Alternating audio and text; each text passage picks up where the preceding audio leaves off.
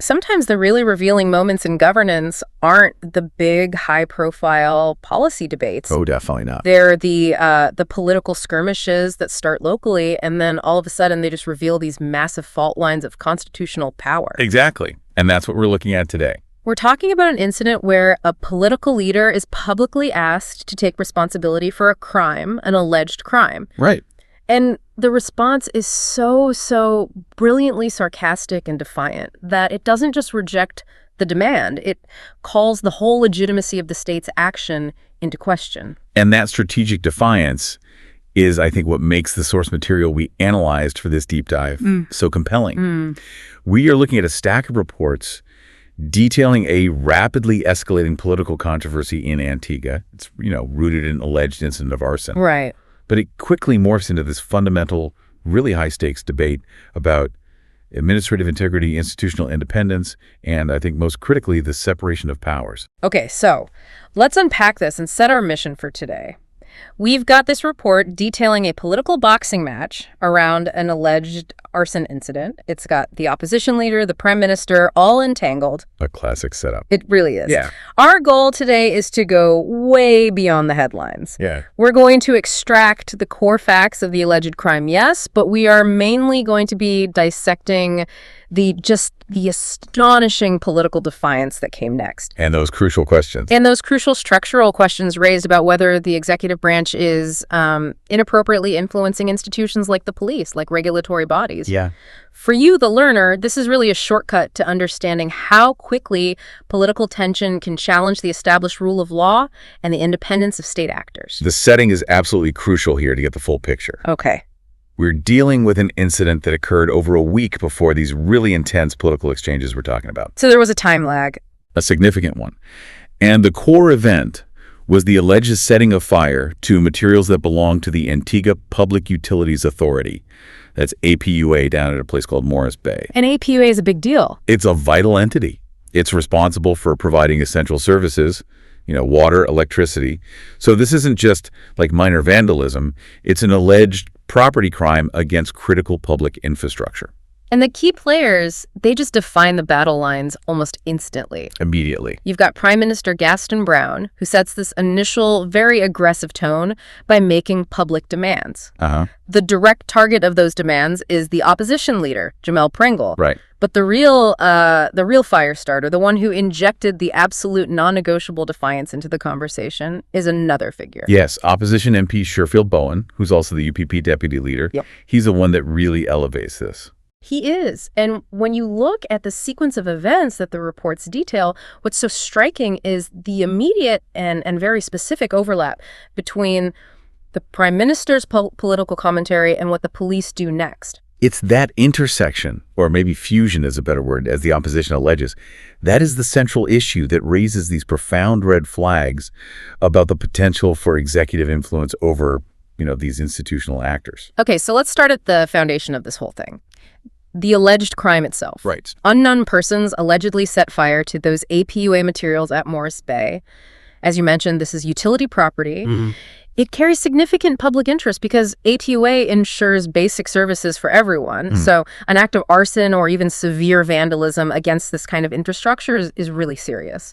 It is. And because public property is involved, and particularly property belonging to a critical utility provider, a police investigation it's mandatory. It's just standard procedure. The public expects accountability. However, the political environment that surrounds this incident just instantly changes the whole calibration of that investigation.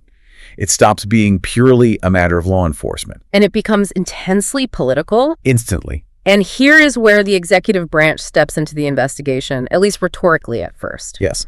So following the incident, Prime Minister Gaston Browne publicly commented on the situation. And the reports make it really clear that his comment wasn't, a neutral statement encouraging a thorough and impartial investigation. Not at all. The source notes that he stated opposition leader Jamel Pringle should simply take responsibility for the alleged arson. Which is a textbook example of a political confrontation designed to shape a narrative before any facts are fully established. Before anything is known. Right. When the head of the executive branch publicly demands that the leader of the opposition takes responsibility for an alleged crime, a crime that could carry serious legal consequences, It transforms the incident immediately into this high-stakes, prejudged political confrontation. It's an immediate, public, and very damaging accusation. And it's directed straight at his primary political rival. But couldn't the government argue that, the prime minister was just voicing legitimate public concern over a crime against the utilities, and that the police action was, merely coincidentally timed? Sir? How strong is the evidence in the source that the instruction was direct, or that the police were even influenced? That's a fair question, and it really speaks to the subtlety of political power. The evidence for a direct, a written instruction, isn't what matters here. Okay. What matters is the functional consequence of the PM's public speech. The source material details the opposition's perception that the demand was, for all intents and purposes, a directive. So it's about the signal it sends? It's all about the signal. Think about the semiotics of political speech. A public demand from a head of state, the most powerful political figure in the country, it carries this immense implicit weight, even if the Constitution guarantees police independence on paper. It creates an expectation within the bureaucracy. So if the executive publicizes who they believe is responsible, it puts enormous pressure on the police to pursue that specific line of inquiry. Yes. Regardless of what the physical evidence might actually suggest, it introduces a kind of perception bias into the institutional investigation from the very top. Exactly. And what happens next really reinforces that concern about the linkage between the political demands and the institutional response. Mm-hmm. The reports show that following the PM's public comments, and the proximity and timing is just so key here, the police began investigating. Specifically, they approached opposition MP Sherfield Bowen. And they didn't approach him for general eyewitness accounts or, just to gather background information. No, it was very specific. The police specifically requested that Bowen, who is the UPP deputy leader and a parliamentarian, that he bring the Barbuda MP Pringle in for questioning. This is the crucial connection point. You have the Prime Minister making a public demand for Pringle to take responsibility for an alleged crime. Right. And then, almost immediately, law enforcement acts to question Pringle, and they do it by using one of his close political colleagues as the conduit. It's not a subtle sequence of events. Not at all. And the opposition's interpretation, which was articulated so forcefully by Bowen, is that this proximity and timing isn't a coincidence. It's confirmation of political steering. Let's spend a little more time analyzing that connection, because this really is the central tension, this question of the Prime Minister's potential influence on law enforcement. It is. We have to step back and look at the formal roles here. Police independence isn't a luxury in a democracy. No, it's cornerstone. It is a cornerstone. Mm-hmm. The police must be, and just as importantly, must be perceived as independent arbiters of the law, investigating facts, regardless of anyone's political affiliation. And when the head of government publicly points a finger at a political rival, the leader of the opposition, no less, and demands accountability for an alleged crime, and then law enforcement acts in perfect alignment with that demand, it immediately creates the undeniable appearance of political direction. Even if none was formally given. Exactly. Even if there's no smoking gun email or phone call, it's often referred to as institutional responsiveness to political pressure. The system just sort of intuits what's expected of it. And this public demand effectively frames the entire investigation before the police even knock on the door. It completely shifts the burden of proof, at least in the court of public opinion, directly onto the opposition leader. Absolutely. Pringle is now politically stained with this accusation, regardless of whether the physical evidence actually implicates him or not. Why? Because the most powerful person in the government has already declared who is responsible. Precisely. And this appearance of compromised independence is just incredibly corrosive to public trust. It's so damaging. Well, if the public perceives that the police are taking direction from the executive branch on who to investigate or who to question, especially when that target is the political opposition, it suggests that the law isn't being applied equally to all citizens. Right. The question here isn't simply was the instruction given, but rather does the executive's action make it impossible for the police to be perceived as acting independently? And that perception is everything. So this entire dynamic, as articulated by the opposition, suggests that the police's approach to Bowen, asking him to facilitate Pringle's appearance, was seen less as a standard investigative step. And more as a continuation of the political pressure campaign. The one initiated by the Prime Minister. And this perception is the tinder that fuels the explosive defiance we are about to see. To synthesize this first part, we have a foundation built on an alleged public utilities crime. That's the factual basis. But The political superstructure built on top involves the executive publicly demanding political accountability from the opposition, which is then swiftly followed by law enforcement seeking to question that very same opposition figure. The stage is set. The stage is set, and the opposition's response, well, it needed to be equally high stakes to counter the weight of the executive's implied authority. So the real consequence of that initial demand wasn't just the police action. It was the extraordinary political fallout that MP Bowen decided to engineer. We're moving now from the serious matter of institutional overreach to one of the most quotable and frankly strategically brilliant acts of political resistance detailed in the source material. It really is something. This is a sarcastic refusal delivered by MP Sherfield Bowen. The police, they're seeking cooperation. They approach Bowen, a senior opposition parliamentarian, and ask him to facilitate the opposition leader's appearance.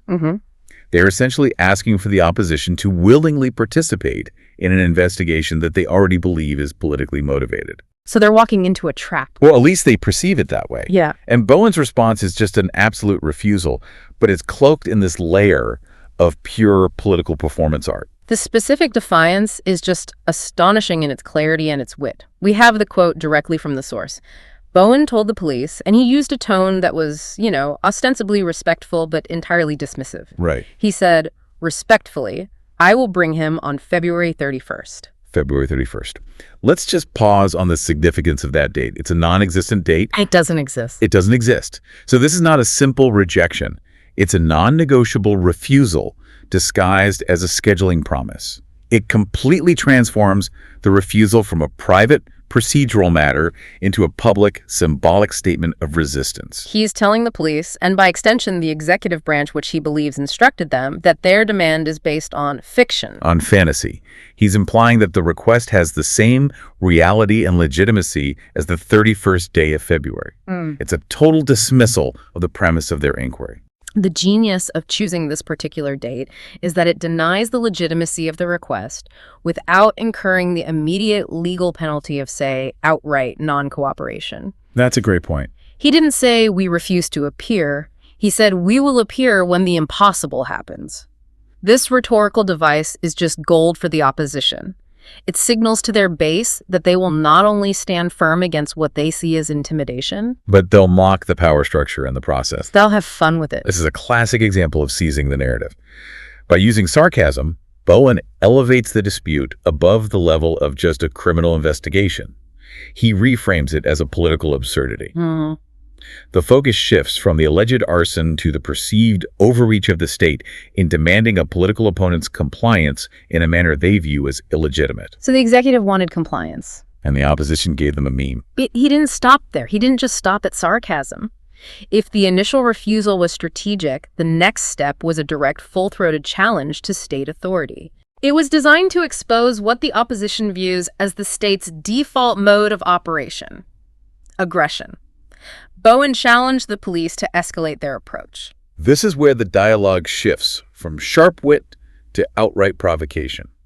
He's forcing a moment of reflection on the government's part.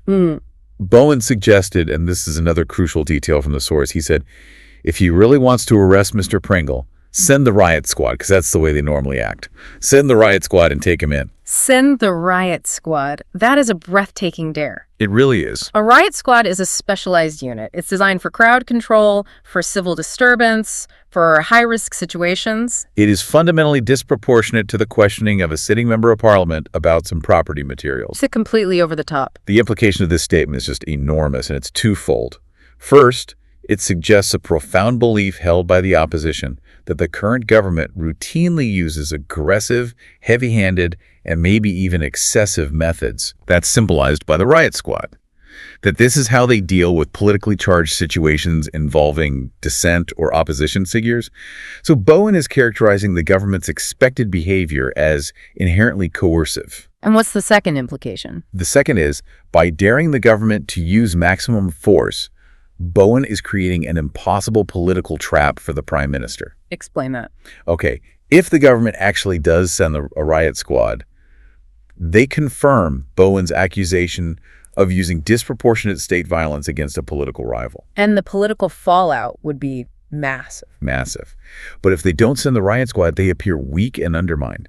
They implicitly validate Bowen's refusal to cooperate. It looks like he called their bluff and they backed down. He is leveraging the government's perceived past aggression against them. He's essentially saying, we know your playbook. We see you. If you want us, come at us with the force you reserve for genuine public enemies, and in doing so, expose your tactics to the entire world. And we have to remember the context of Bowen's position. He's not just some random person shouting. He is the UPP deputy leader and a sitting parliamentarian. His words carry official political weight. Exactly. They are backed by the opposition party. Yeah. And this defiance was delivered on a high-profile platform.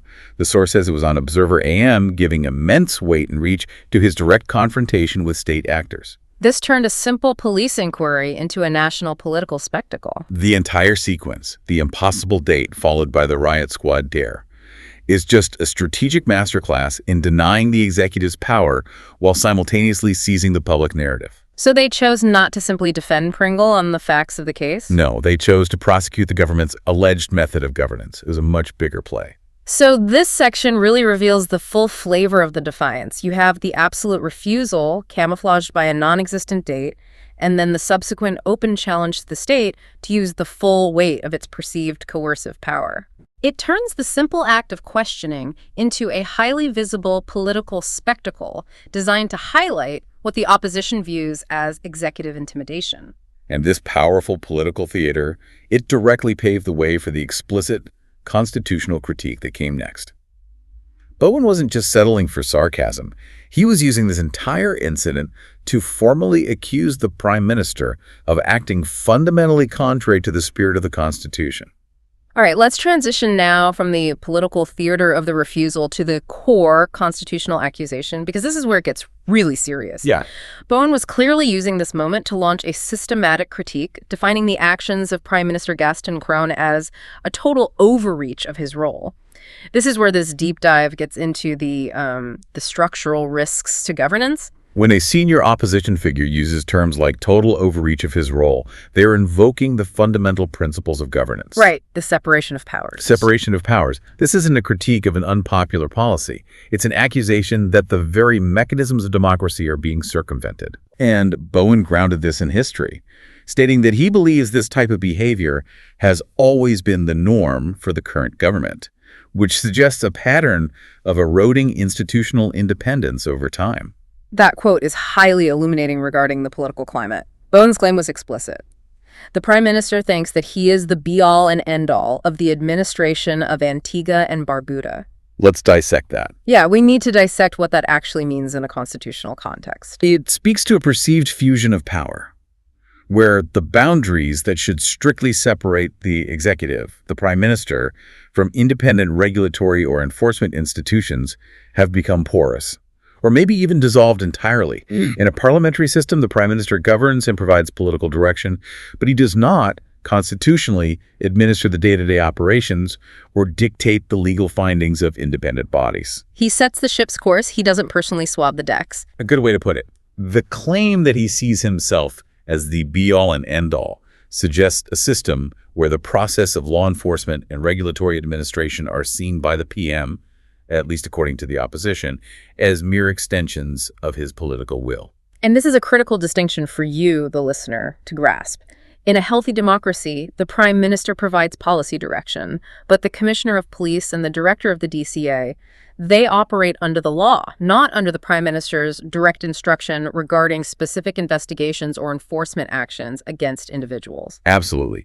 The moment those institutional firewalls fail, the system risks becoming an instrument of political coercion rather than impartial administration. To prove this point, Bowen cited two specific case studies involving two entirely separate state institutions that he alleges the Prime Minister has directed against the opposition leader. Okay, let's start with case study 1, directing police action. The core accusation remains that the Prime Minister allegedly instructed the police to arrest and question Pringle. And Bowen confirmed the seriousness of this when he revealed that the police came to him directly, asking him to bring Pringle in. Right. Rather than following standard procedures for a high-profile political figure, like issuing a formal summons or notice. The deeper implication here is profound. If the executive is issuing instructions, or even just incredibly forceful, specific public suggestions, which act as instructions, to the police force regarding the investigation of a member of the opposition, it completely undermines the force's operational independence. It has to.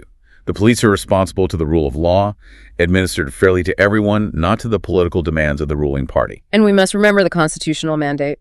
The commissioner of police is typically charged with maintaining law and order independently. While the government sets budgets and overall policy objectives, the decision of who to investigate, when to question them, and how to proceed with an arrest, that must be insulated from political interference. If that insulation is compromised, then the rule of law is effectively replaced by the rule of the political majority.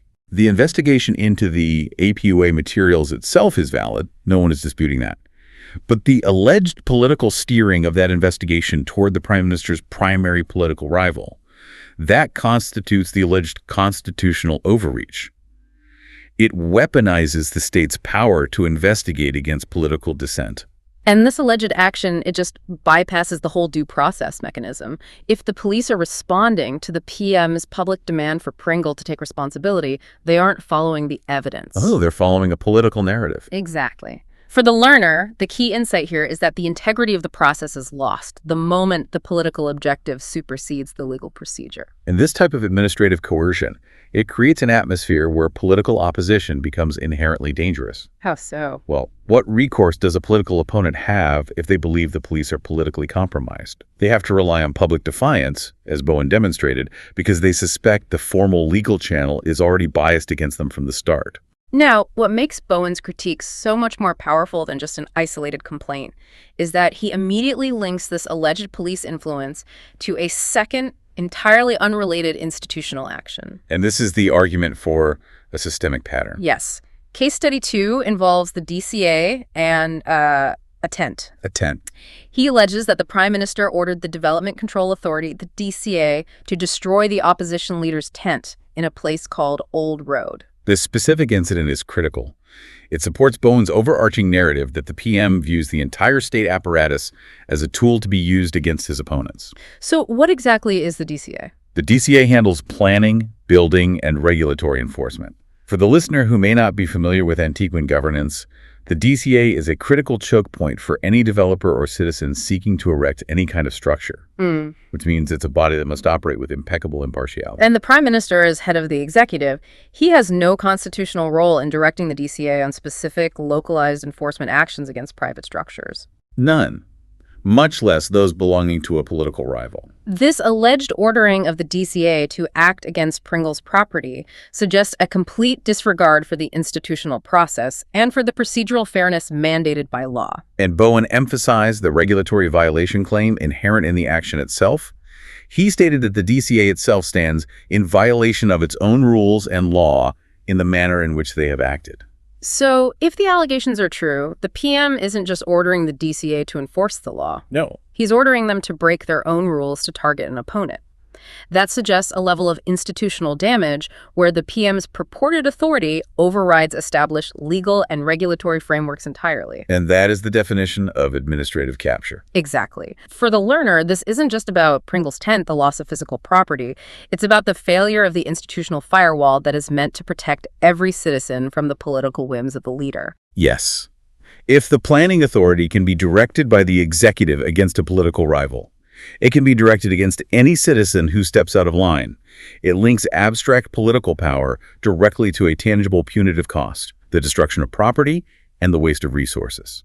So the strategic connection of these two dots, the police and the DCA allegedly being directed by the Prime Minister against a political opponent, that underscores the scale of the claimed overreach. It does. It moves the discussion from, say, an isolated incident of police overzealousness to a systemic pattern of utilizing diverse state machinery to politically target the opposition. So if the allegations are accurate, the narrative that emerges is pretty clear. It is.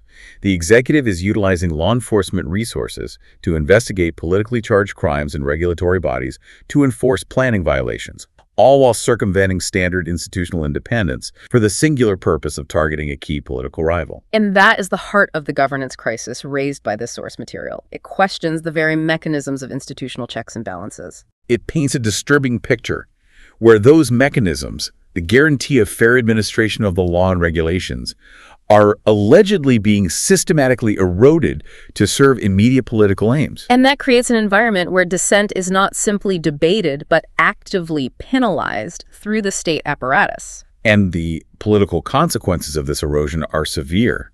If citizens perceive that core state bodies like the police or the DCA are merely tools of the ruling party, their faith in those institutions just collapses. Which makes legitimate political dissent inherently riskier. It does, and it reduces the space for a functional, viable opposition to operate without constant fear of being targeted by administrative or legal means. So building on this narrative of alleged overreach, the conversation naturally moves to the dynamics of political speech and legal consequence. Specifically, it focuses on defamation. MP Bowen provided a strong critique regarding the Prime Minister's communication style, suggesting a deeply asymmetric use of both political rhetoric and the legal system. And this is where we analyze the legal asymmetry. The source details Bowen's accusation about the PM's alleged pattern of behavior, which suggests that the legal system is being weaponized to police political boundaries, heavily favoring the incumbent. Let's hear that specific accusation about the PM's alleged pattern of defamation, because it's a really powerful claim. Okay. Bowen stated that the Prime Minister defames any and everybody whom he has any reason to have a grudge against. He does that every day. That paints a picture of a political leader who, as a routine matter, of course, uses aggressive, potentially defamatory language, like the accusation about Pringle taking responsibility for arson, as a daily tool of political engagement. It normalizes high-stakes, high-aggression rhetoric. Exactly. The political function of this routine aggression is that it keeps the opposition perpetually on the defensive, and it lowers the standard of acceptable political discourse for everyone. But the real chilling effect comes when we juxtapose this alleged pattern of routine aggressive speech with the Prime Minister's alleged use of lawsuits against his own critics. And this is where the legal double standard is exposed, according to Bowen. His statement perfectly encapsulates this tension, describing it as a very funny situation. A dark kind of funny. A very dark kind of funny, he said. And juxtapose against, if you say anything about him, truth doesn't matter. He sues you for defamation. It's a very funny situation. Truth doesn't matter. That is an extremely powerful, almost chilling observation regarding the strategic use of defamation law in the political sphere. It really is. It suggests that the objective of initiating a lawsuit is not actual legal vindication based on fact. No, it's a punitive action intended to silence criticism. The significance here lies in that chilling effect on free speech. Defamation lawsuits are financially ruinous. Immensely so. And immensely time-consuming and emotionally draining, especially for opposition figures who lack the vast legal resources of the state or the ruling party. And if the claim is that the PM routinely initiates these lawsuits against critics, regardless of whether the critic's statement was factually truthful, the primary purpose is probably not winning the case. What is it then? It's wearing down the critic through financial and emotional attrition. The legal battle is the punishment. The process is the punishment. It creates a wildly asymmetrical playing field. The PM, allegedly, can use aggressive, potentially defamatory language daily against opponents, backed by the implicit power of the executive, without any immediate legal consequence. Right. Yet those same opponents, attempting to articulate legitimate criticisms or facts they believe to be true, face immediate and costly legal action. This tactic effectively weaponizes the legal system to patrol the boundaries of political debate. It creates immense vulnerability for the opposition. The claim that truth doesn't matter suggests that the lawsuit itself is the barrier to free speech. It serves as a distraction that forces the opposition to focus their limited resources on legal defense rather than on policy critique. This raises really fundamental questions about freedom of expression and the ability of a healthy opposition to function. It does, which brings us back to the immediate situation facing the opposition leader, Jamil Pringle. Right. Given that the Prime Minister publicly stated Pringle should take responsibility for the alleged arson, a highly damaging accusation related to a serious crime, the question of legal recourse for Pringle naturally arises. Does the opposition plan to sue the Prime Minister for defamation? When asked directly whether Pringle intends to sue the Prime Minister over the arson allegations, Bowen confirmed the calculation they are making. He stated simply, "That's an option." The fact that it's simply an option rather than an immediate, fiery declaration of intent, that speaks volumes. It really does. It suggests they are pragmatically weighing the tactical and political risks associated with engaging in a tit-for-tat legal battle with the head of the executive branch. They understand the immense power disparity and the legal attrition strategy that has, according to their claims, been used against others. They're not naive. Choosing to sue the prime minister for defamation would be a complex political maneuver. It would. On one hand, it validates the severity of the accusation. It would force the PM to either defend his words with evidence in court or potentially issue a costly retraction. It forces the PM to become the defendant in a process where he usually operates as the initiator. It flips the script. Right. On the other hand, it plays directly into that legal attrition strategy we were just talking about. Exactly. It diverts the opposition's limited time, money, and focus away from political campaigning and governance critique and into a costly, protracted legal fight that the executive branch is far better equipped to sustain indefinitely. So it's a classic political dilemma. Do you fight fire with fire and risk being consumed by the legal costs, or do you conserve your resources for the political battleground? And the entire defamation dynamic, therefore, is crucial because it highlights the vulnerability of the opposition. Mm-hmm. They face aggressive political attacks that cross into legal territory, and their potential defense mechanism, suing the defamer, is itself fraught with risk and asymmetry. It solidifies the idea that the source material we analyzed is less about a crime committed at Morris Bay and much more about the systematic limits being placed on political dissent through institutional steering, regulatory harassment, and legal maneuvering. And this analysis shows that the opposition's defiance, that February 31st sarcasm, was not just witty. It was a deliberate attempt to use political theater to escape the legal and administrative traps being set by the executive.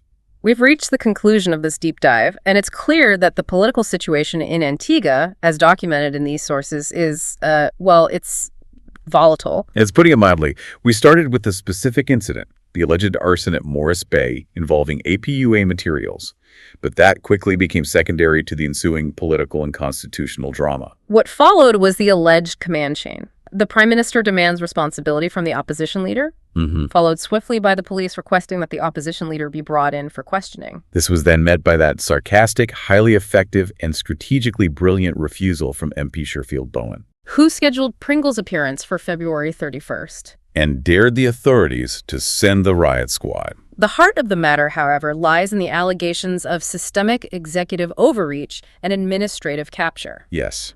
Bowen connected the dots between the alleged instruction to the police regarding Pringle's questioning and the alleged order to the Development Control Authority, the DCA, to destroy Pringle's tent.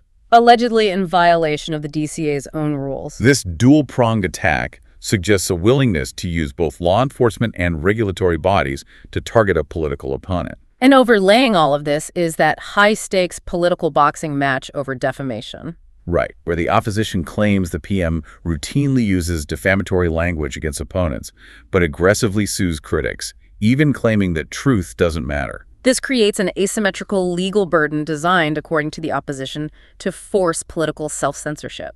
So what's the core takeaway for you, the learner, trying to understand the implications of this situation? Well, the entire source context raises a central governance question that extends far beyond local politics, and it touches on every functioning democracy. And that question is whether the Prime Minister, legally and ethically, has the authority to directly instruct or steer police investigations and arrests, especially concerning members of the opposition. And whether the head of the executive should be able to direct regulatory bodies like the DCA to act against political targets. The source explicitly stated that this matter raises questions about the separation of powers. When you look at the pattern of alleged behavior presented, the demand for responsibility followed by police action, the alleged destruction of property via the DCA, it forces us to consider the structural integrity of governance. A democracy depends on the functioning of checks and balances. Absolutely. Yeah. The police force and the planning authority are meant to be firewalls, administering law impartially. If those firewalls fail and state bodies become perceived as responsive only to the political needs of the executive, the definition of institutional independence is just lost. Their purpose shifts from administering law to enforcing political will. And that leads us to our final provocative thought for you to consider as you wrap up this deep dive. The conflict moved so quickly from a simple alleged crime to a constitutional crisis about whether state institutions are tools or arbiters. So we must ponder what the long-term consequences are when political disputes move beyond debate and potentially involve the violation of institutional rules and the independence of state bodies like the DCA or the police. If the allegations of systemic overreach are true, the challenge for the opposition, and indeed for the nation, is not just winning the next election. No, it's much bigger. It's restoring the independent function of the very institutions that guarantee fairness for all citizens, regardless of their political alignment. Because if the head of the executive is indeed the be-all and end-all, as the opposition alleges, then the democratic framework is fundamentally compromised, and the line between legitimate governance and political control vanishes entirely. And that loss of institutional faith is the true cost of this political battle.